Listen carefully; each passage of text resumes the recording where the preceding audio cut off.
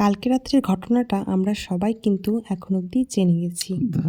তো অন্য কারো কথা বলছি না, তোমরা জানো যে আমাদের সবারই পরিচিত, প্রায় সবারই পরিচিত ব্লগার দেবলীনা নন্দী, যে কিনা রূপে গুণে সব দিক থেকে সম্পূর্ণ নারী।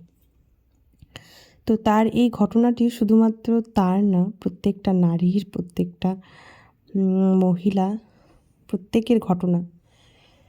যেহেতু সে সেলিব্রিটি, আমরা সবাই চিনি, তাই সবাই বলছি, জিজ্ঞেস করছি। কিন্তু আমরা কিন্তু ঘরে ঘরে যে নারীদের সাথে ঘটে যাওয়া ঘটনা, সেগুলো শুধু লোকের কথা আর লোকে কী বলবে সেই ভেবে কোনোদিনও কারোর সাথে শেয়ার করি না। এরকম বহু নারী আছে যাদের মনের ইচ্ছা মনেই থেকে যায়, তারা সম্পূর্ণ করতে পারে না। তবে সেও চেয়েছিল সবটা সামলে সম্পূর্ণ করার। প্রত্যেকটা নারী চায় যে সংসারটাকে সামলে সম্পূর্ণ সব কিছু করার, কিন্তু যখন সে একদমই পারেনি তখনই সেই ডিসিশনটা নিয়েছে। যদিও সবাই সেই ডিসিশনটা নেওয়ারও সাহস পায় না। তো যাই হোক, সে সুস্থ হয়ে যাক, ভালো হয়ে যাক, এই কামনা করি। তো আজকের আমার এই অর্ডারটা হঠাৎ করে চলে এসেছিলো দুপুরের দিকে, বিকেলে নিবে।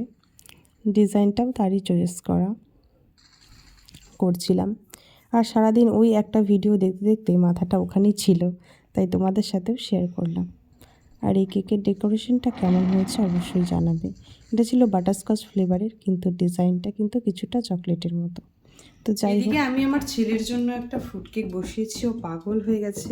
ওটা কখন হবে আমাকে বের করে দাও। অলমোস্ট হয়ে গেছে, আমি একটু মুচমুচো করতে চাইছিলাম, তবে ওর আর তো সহ্য হচ্ছে না। এই দেখো এই পরিমাণ আছে অবস্থায়, তো ভাবছি বেরি করে দেবো, ওর যেহেতু আর সহ্য হচ্ছে না। এই যে নামিয়ে ফেলেছি, কিছু করার নেই, ওর সহ্য হচ্ছে না আর ও এক্ষুনি খাবে। আমি খেতে দিয়েছি। তো আজকের এই ভিডিওটা কেমন লাগলো অবশ্যই কমেন্ট করে জানি। আর যারা নতুন